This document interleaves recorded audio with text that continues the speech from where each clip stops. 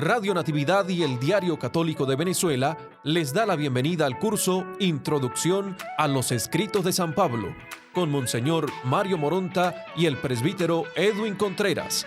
Este curso es avalado por la Universidad Católica del Táchira y el Instituto Universitario Eclesiástico Santo Tomás de Aquino. Muy queridos amigos, todos en el Señor Jesús, estamos comenzando la última parte de este curso sobre San Pablo y en estos días vamos a tratar de meditar y de estudiar algunos elementos que son propios, dijéramos, vamos a llamarlo así, del pensamiento teológico de San Pablo.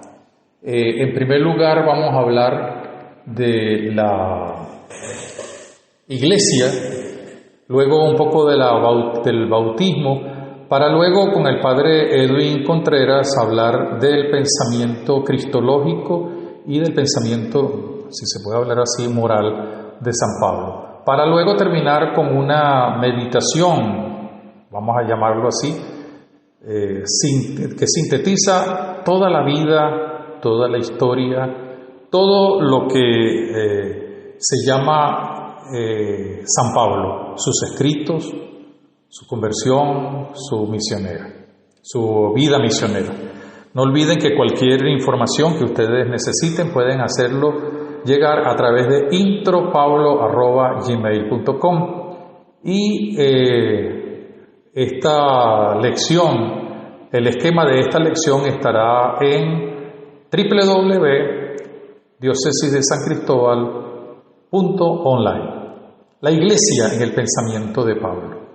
Pablo, si nosotros tomamos todas las cartas, las leemos con atención, también el libro de los Hechos de los Apóstoles, donde hay una serie no solamente de información de carácter histórico, sino también de carácter vivencial de San Pablo, si nosotros tomamos todos estos escritos y el pensamiento de Pablo en Hechos de los Apóstoles, podemos hacer lo que llamamos la síntesis teológica.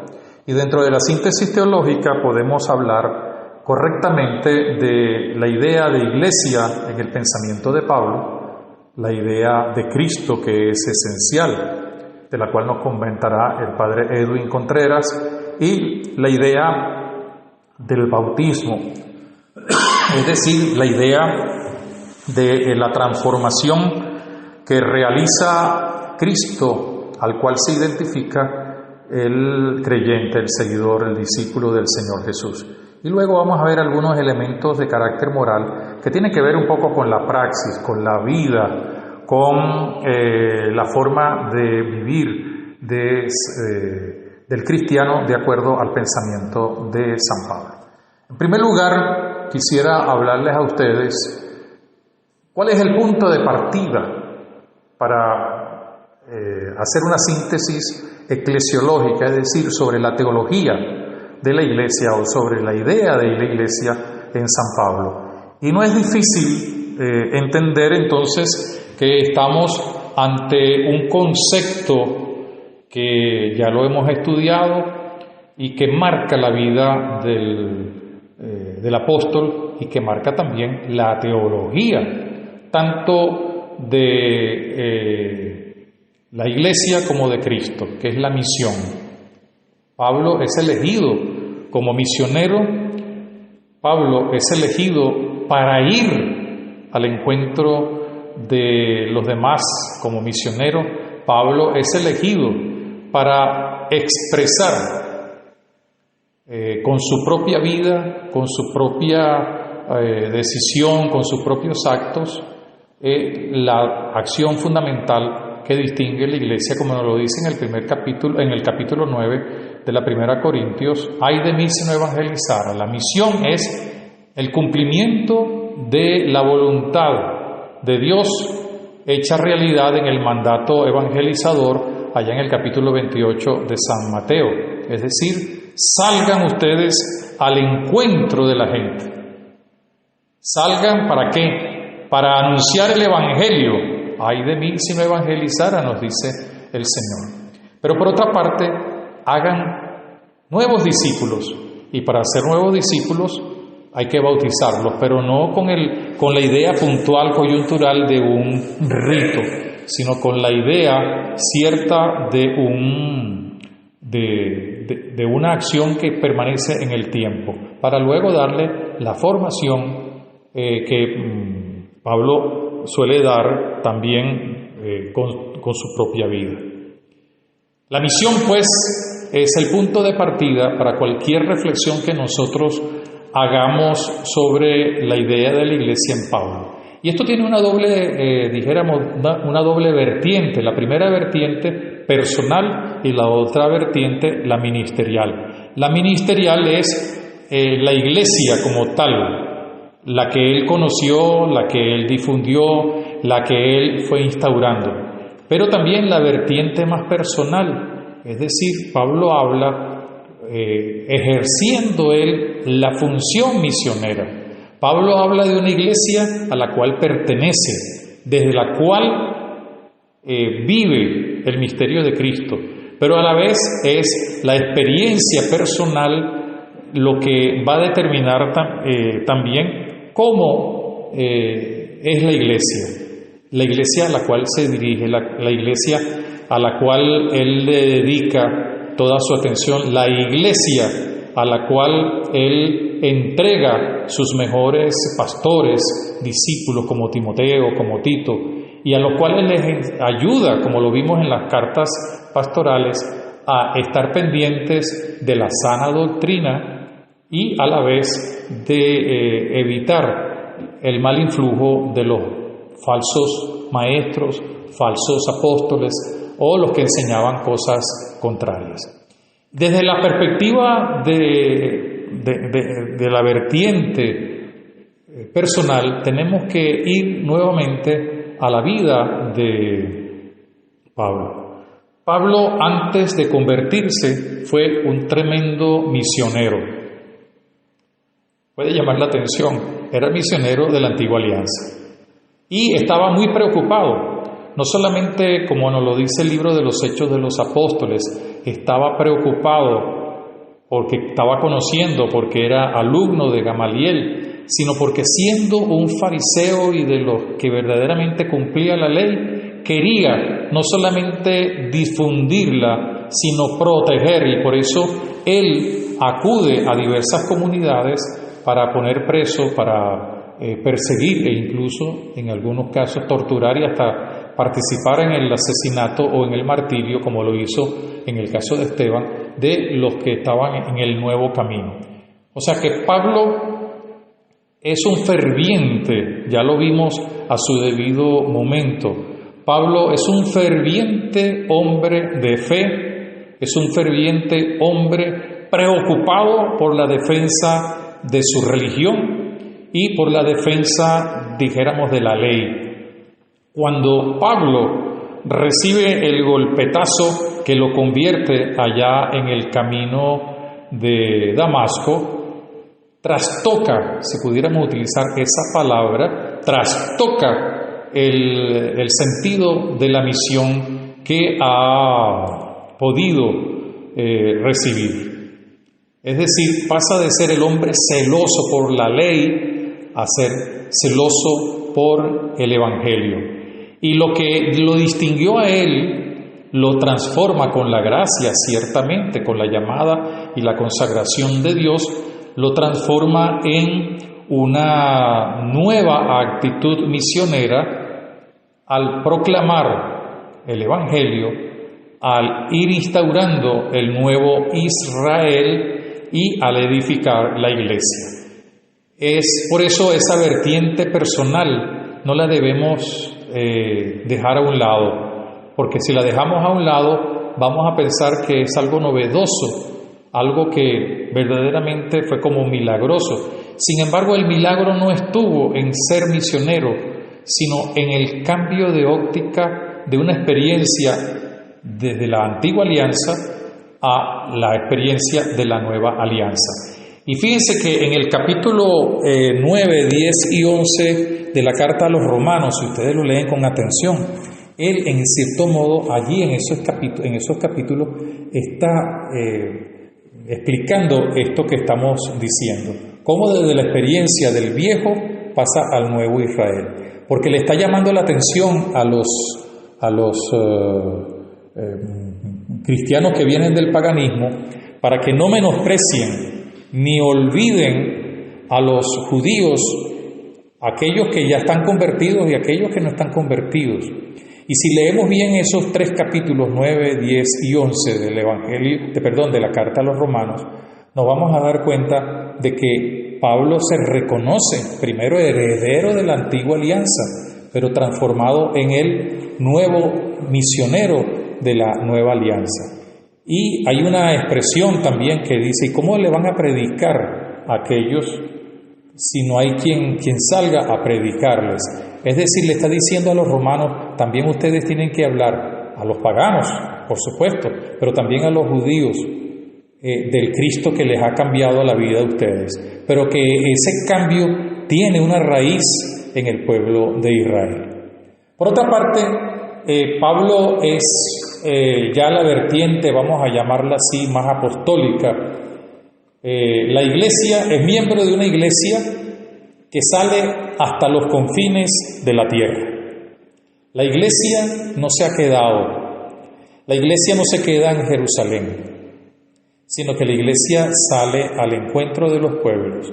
Y llama la atención cómo después de su conversión en el camino de Damasco y toda la experiencia que tiene con Ananías, según nos dice el libro de los Hechos de los Apóstoles, Pablo va a la tierra, a la región de Arabia, para terminar de prepararse, pero para comenzar su misión.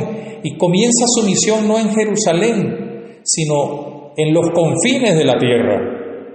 Y luego, cuando regresa y se encuentra con los apóstoles, vuelve a ir a aquellos sitios donde lo esperan. Ya ustedes lo vieron y lo estudiaron en los viajes misioneros, magistralmente presentados por el padre Edwin Contreras. Pero hay un elemento interesante. ¿A dónde se dirige Pablo?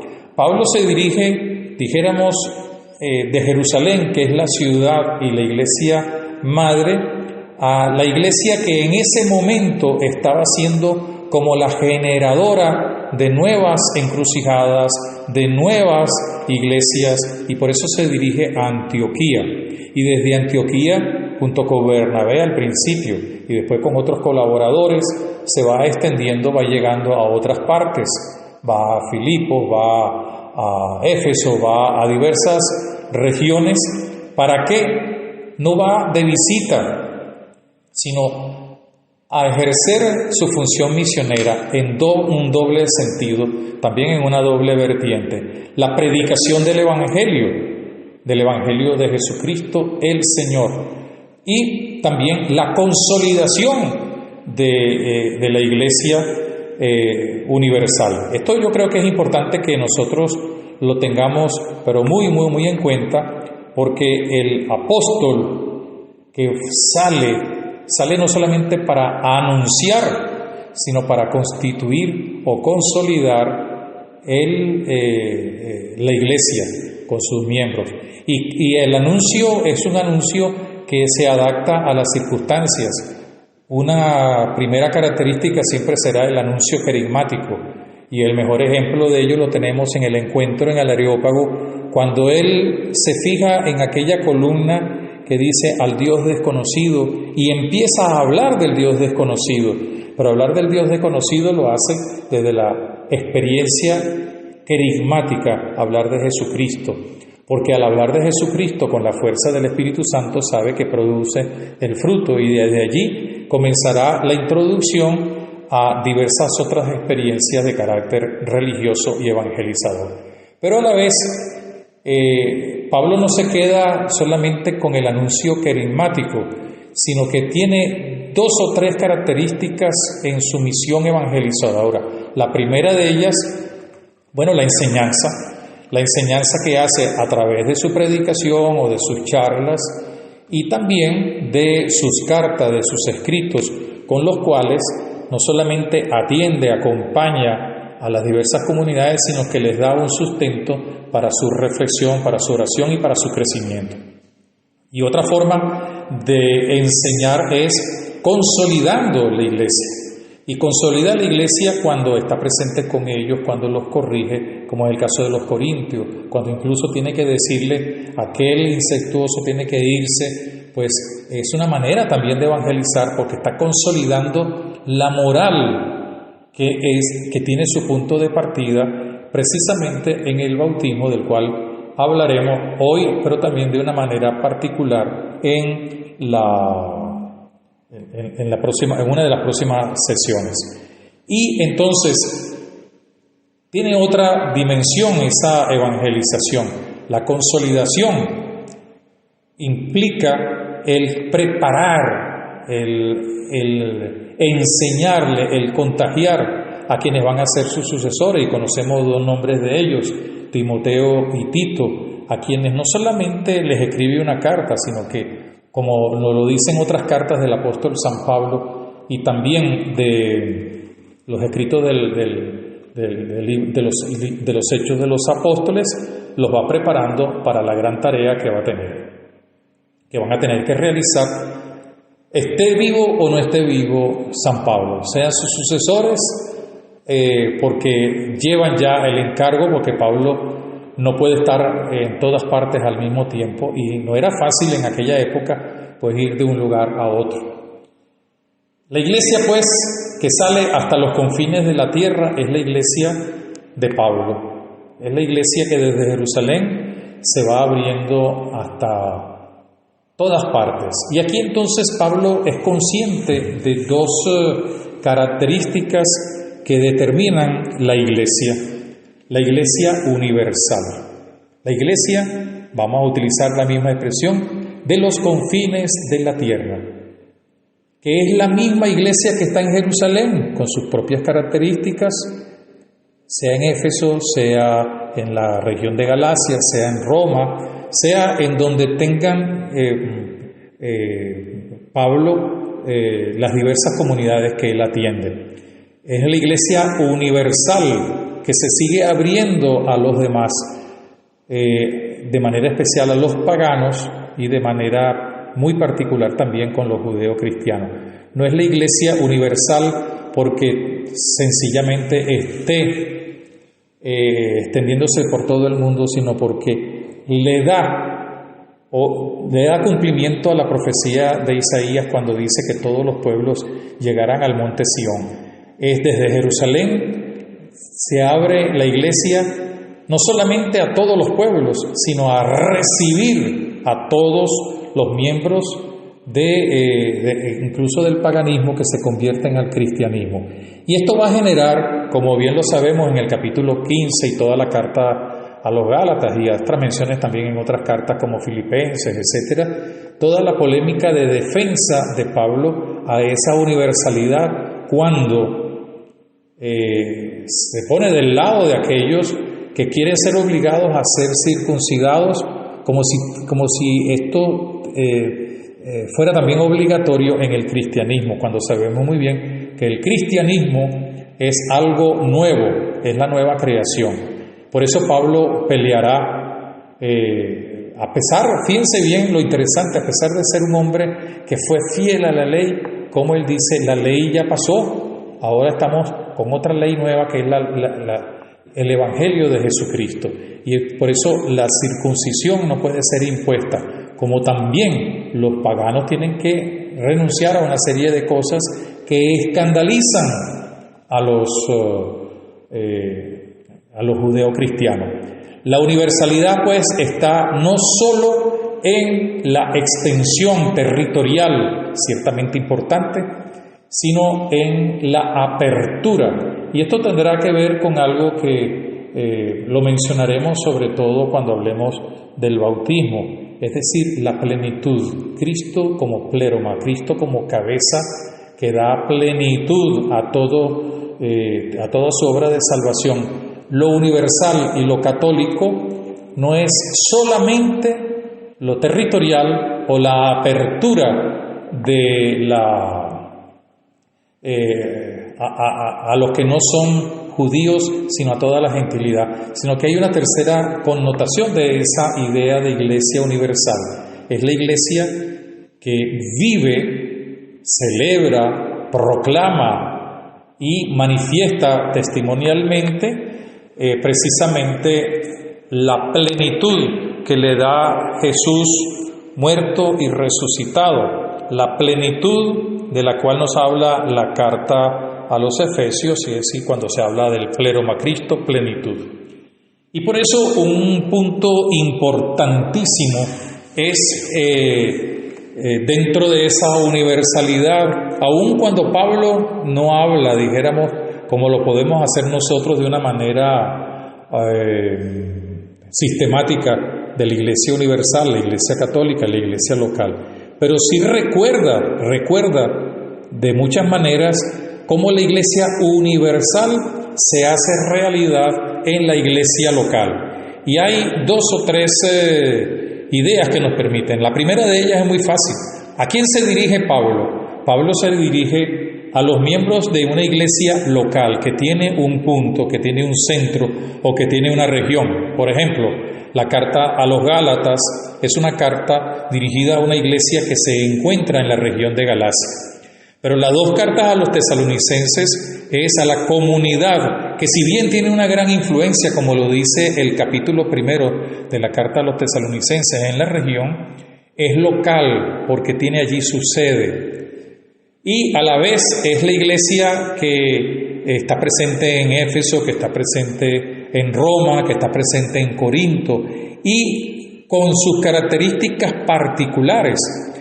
Cuando ustedes lean con detenimiento y ojalá con papel y lápiz y empiecen a sacar las características que Pablo le da a cada una de las iglesias, aun cuando sea la iglesia una, santa, católica y apostólica, aun cuando hay un solo bautismo, aun cuando hay una sola fe, aun cuando hay un solo Jesucristo, aun cuando hay una sola iglesia, la iglesia se encarna, la iglesia se hace presente dentro de, dijéramos, la cultura y la historia de cada una de las sedes locales.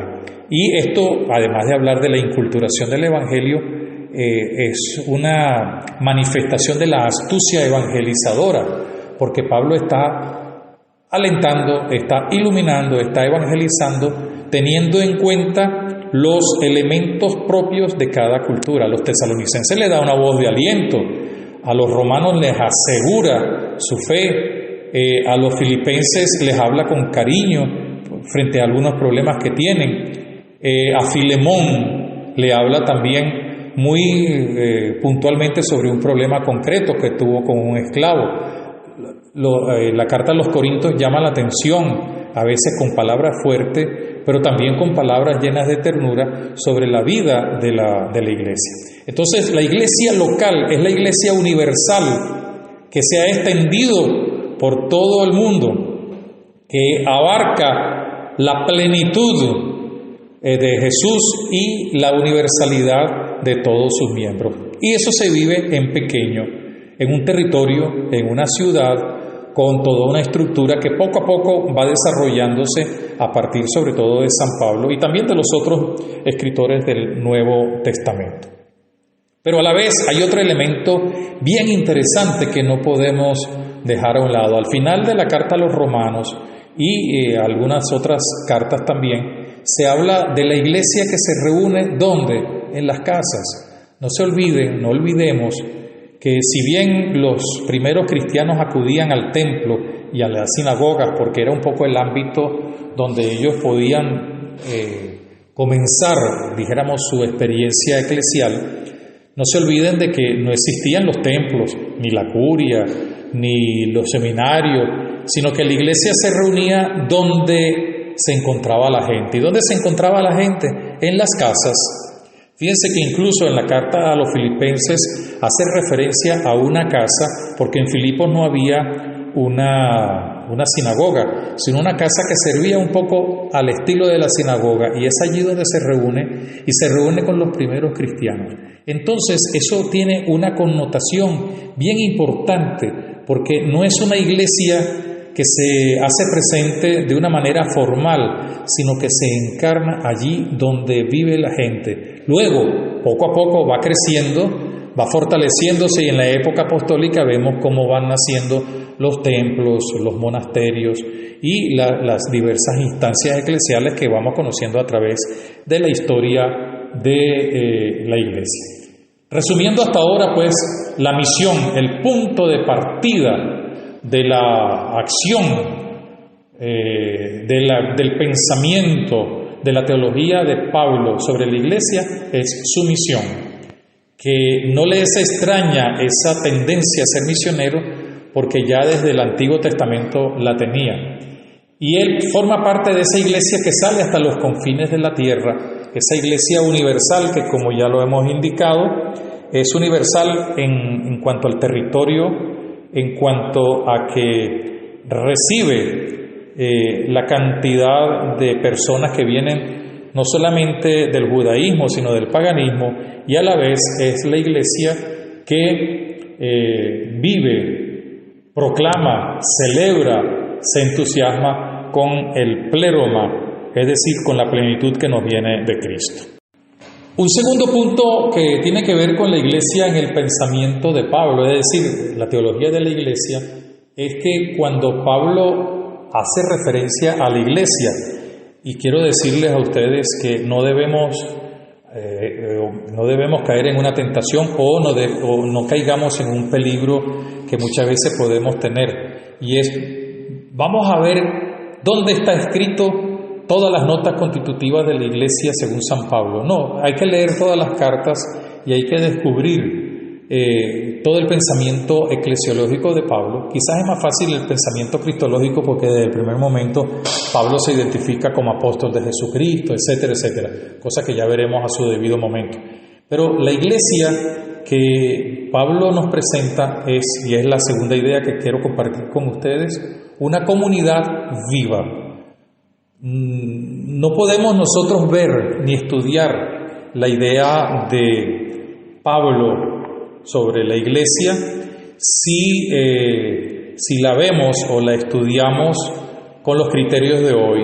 Ya nosotros tenemos una eclesiología, tenemos documentos, tenemos diversas manifestaciones teológicas, síntesis teológica, y entonces podemos caer en la tentación. Vamos a ver qué dice San Pablo sobre la sinodalidad, sobre la conversión pastoral, y ciertamente que Pablo no va a tocar esos temas. Podemos sacar conclusiones, sugerencias, recomendaciones, eso sí lo podemos hacer, pero no vayamos con un criterio, lo que solemos decir, prejuicios teológicos. Pero sí, nosotros descubrimos que el pensamiento de Pablo sobre la iglesia tiene que ver con una iglesia que es viva, una comunidad viva. En primer lugar, una comunidad viva.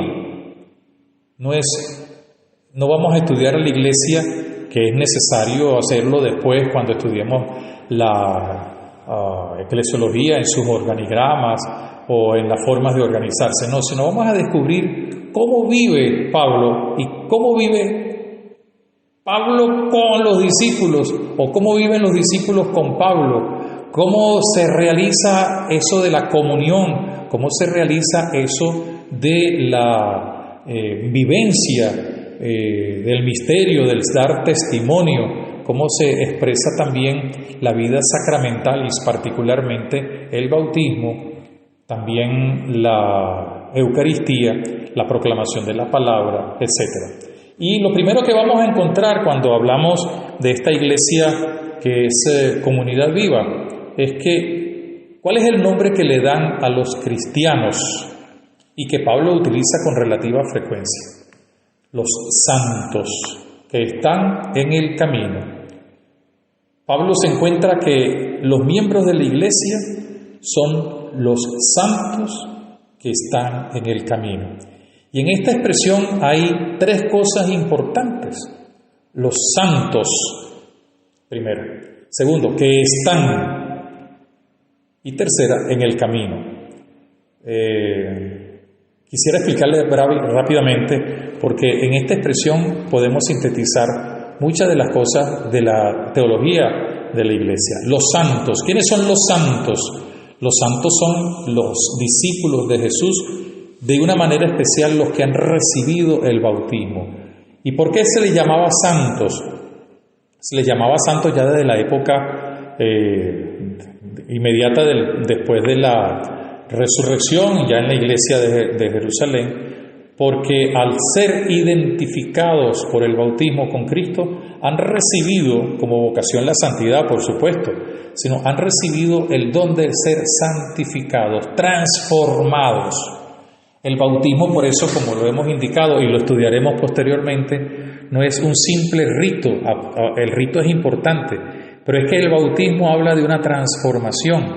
El antes eran oscuridad y ahora son luz en el Señor. El antes eran los santos y ahora son santos. Es decir, los santos son aquellos que han sido transformados por el acto pascual, el evento pascual, el acontecimiento pascual de Jesucristo, y que los convierte en discípulos, en seguidores, y luego vamos a verlo también en el momento en el que estudiemos la dinámica bautismal de San Pablo, pero lo podemos adelantar. Hay una razón muy propia que desarrolla mucho San Pablo de manera especial en la carta a los Gálatas y aparece también en la carta a los Romanos, y es que el cristiano es identificado como hijo de Dios, y si es identificado como hijo de Dios, está gozando de lo que particularmente es propio de Dios, como es la santidad.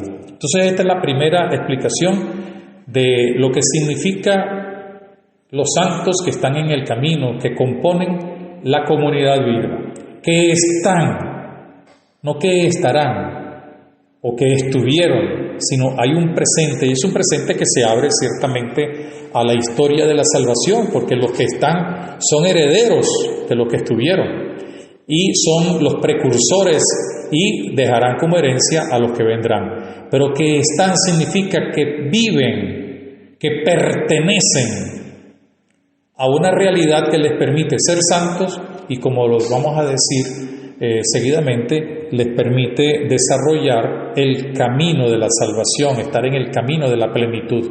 Y por eso ese que están, de esta frase que estamos compartiendo, nos habla de la iglesia de hoy, la iglesia de ayer, la iglesia de mañana, donde los santos hijos de Dios, con todo lo que eso implica, pues viven el misterio de Cristo, que es lo que viene a expresarse en esa expresión, en el camino. Y aquí quisiera, además de recordar la teología bautismal de este término, cómo el camino habla de un dinamismo. La doctrina que se recibe no es una doctrina teórica, aunque tenga muchos elementos teóricos de conocimiento. No es una doctrina que se queda en la repetición de ideas, sino que lo pone a uno a caminar, a ir hacia adelante. La idea del camino tiene entonces tres connotaciones importantes. El seguimiento de Jesús. No olvidemos que San Pablo también está en sintonía y en comunión con aquella enseñanza de San Juan de que Cristo es el camino, la verdad y la vida. Cristo es el camino. Él es por donde nosotros tenemos que caminar y a quien tenemos que seguir. Entonces, el camino es Cristo, pero a la vez el camino es la enseñanza, es el Evangelio, porque para yo poder ser santo, tengo que entrar en el camino, es decir, seguir a Cristo, y continuar en el camino, es decir, viviendo la fuerza de la palabra de Dios, de la evangelización. Y es un camino que se abre siempre a la plenitud definitiva, ya anunciada en cierto modo cuando hablábamos de la Iglesia Universal, el pleroma, la plenitud, por supuesto, en aquel momento quizá no lo mencionamos, pero ahora sí lo mencionamos, se abre a lo definitivo, y por eso en esta expresión, en el camino, los santos que están en el camino, entra perfectamente una expresión que Pablo utiliza para hablar también de la transformación bautismal. Somos ciudadanos del cielo, pero ciudadanos del cielo que vamos hacia allá, hacia la plenitud eterna y definitiva. Ahora bien, ¿cuál es la entrada a la iglesia? ¿Cuál es la entrada a ese camino? Hay una entrada concreta que no se limita a un momento puntual, sino que desde un momento puntual como es el acto del bautismo, nos introduce, nos hace encaminar por la senda de la Iglesia. En el capítulo 6 de la carta a los Romanos está muy magistralmente expuesta por San Pablo esta idea.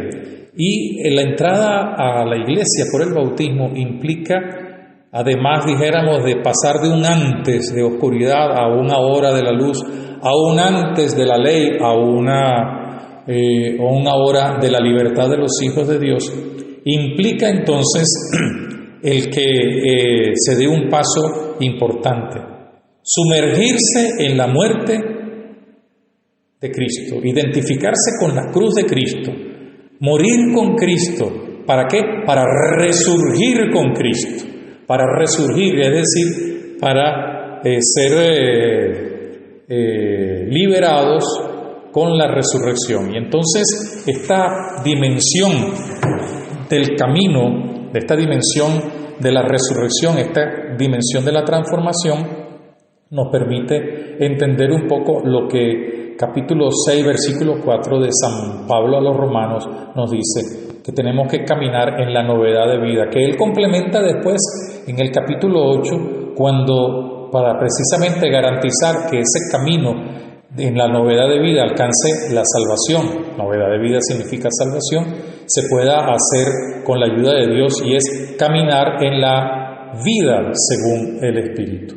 La entrada a la Iglesia es por el bautismo. Ahora bien, hay una idea que se maneja mucho en la teología actual, y es la idea de la iniciación cristiana. Los últimos documentos de la Iglesia le dan una connotación todavía un poco más dinámica, porque la iniciación de la Iglesia podría terminar con la primera comunión o con la confirmación, y por eso se habla más bien de los sacramentos para la iniciación cristiana, porque la iniciación cristiana no termina cuando se reciben los sacramentos, sino cuando se da el encuentro definitivo en la eternidad con el Dios de la vida, Padre, Hijo y Espíritu Santo, la Santísima Trinidad. Entonces, esa entrada a la Iglesia es una entrada que siempre estará en camino, por eso los miembros del camino, pero estará siempre avanzado, pero también estará en los inicios. Por eso se habla de una vida que va caminando hacia adelante.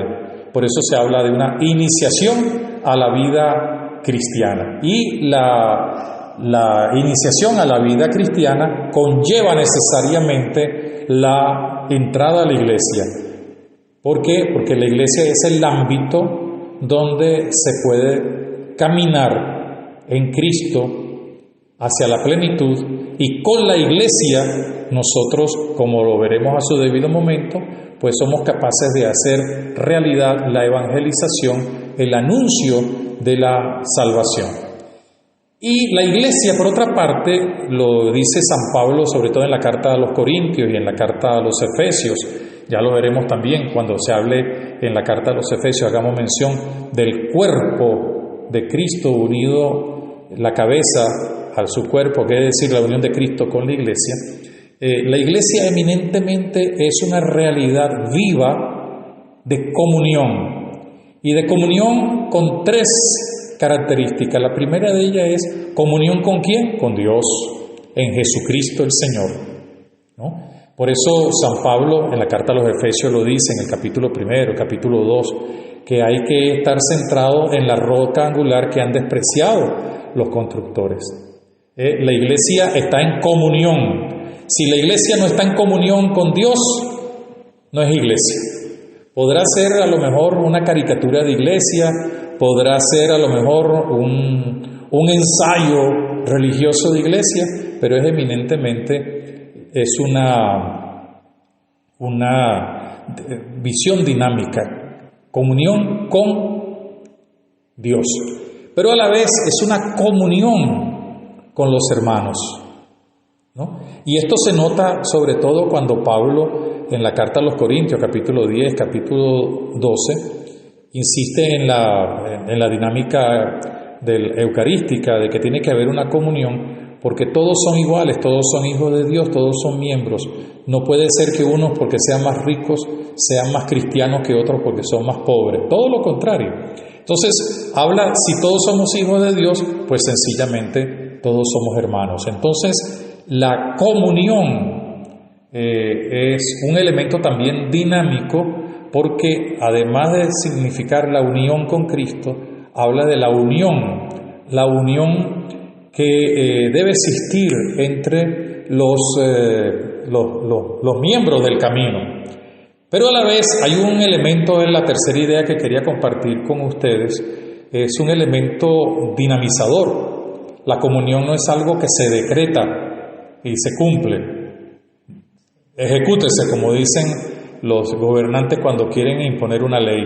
No, la comunión es un dinamismo que nace del mismo Cristo. Al incorporar a sí mismo a los demás, Él sale al encuentro. Y la comunión implica una respuesta a ese salir de Cristo. Y por tanto, la comunión implica una actitud de ir siempre al encuentro con Dios. Por eso la comunión con Dios es dinámica, es viva, es permanente, según el pensamiento de Pablo y por supuesto de toda la iglesia. Pero también tiene que ir al encuentro de los demás, reconocer en los demás el rostro de Cristo, reconocer en los demás la fuerza de la redención, reconocer en los demás que ellos también son hijos de Dios, que ellos también han sido bautizados, que ellos también implican el caminar hacia la plenitud. Y entonces esto se va a manifestar de una manera especial, como lo veremos en la próxima sesión, en la simbología, en la iconografía del Cristo unido a la iglesia como la cabeza al cuerpo.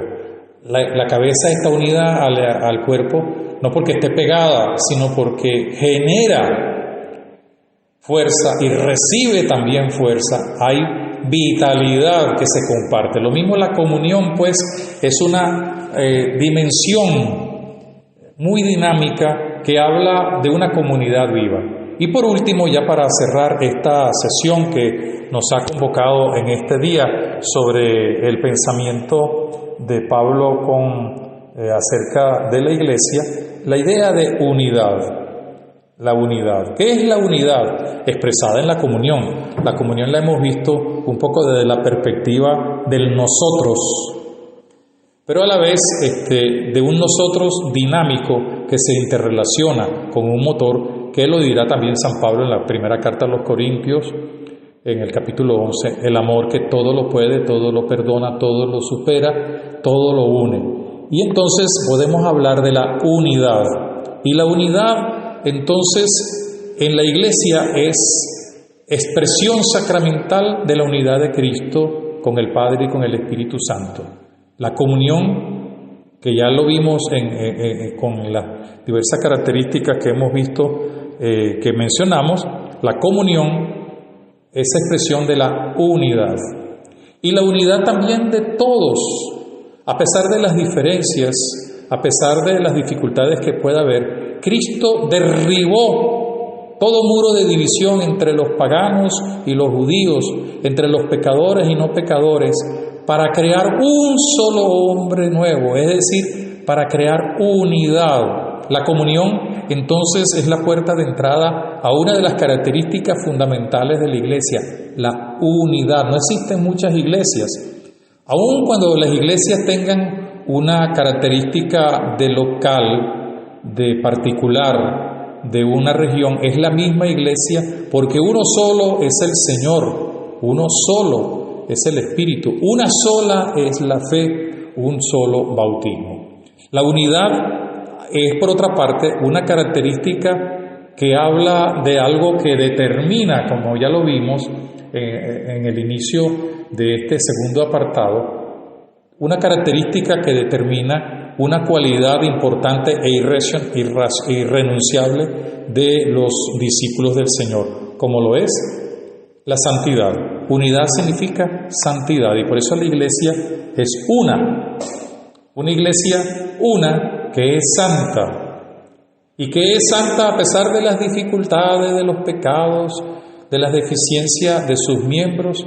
particularmente de sus ministros, pero que gozan de la fuente de la santidad que viene del mismo Dios, que ha hecho de nosotros sus hijos, que nos ha hecho capaces de revestirnos con Jesucristo y de tener la fuerza del Espíritu Santo. Nos encontraremos en la próxima sesión. Quiero invitarlos a que si tienen alguna pregunta, alguna sugerencia, alguna indicación, se comuniquen con nosotros a través de intropablo@gmail.com. Estén pendientes en la página web diócesisdesancristóbal.online, además de colocar el esquema de este tema, otras informaciones y la tercera evaluación, que no hemos podido todavía poner por algunos problemas de carácter técnico, pero que lo estamos superando y Dios mediante en esta misma semana lo tendremos. Que Dios nos bendiga, que Dios nos siga ayudando a ser santos, que cada uno de nosotros sea santos, que estamos en el camino de una iglesia una, en el nombre de Dios Padre, Hijo y Espíritu Santo. Curso Introducción a los Escritos de San Pablo. Acceda a todo el material de las lecciones en www.diocesisdesancristóbal.online. Para más información, escríbanos al correo electrónico intropablo@gmail.com.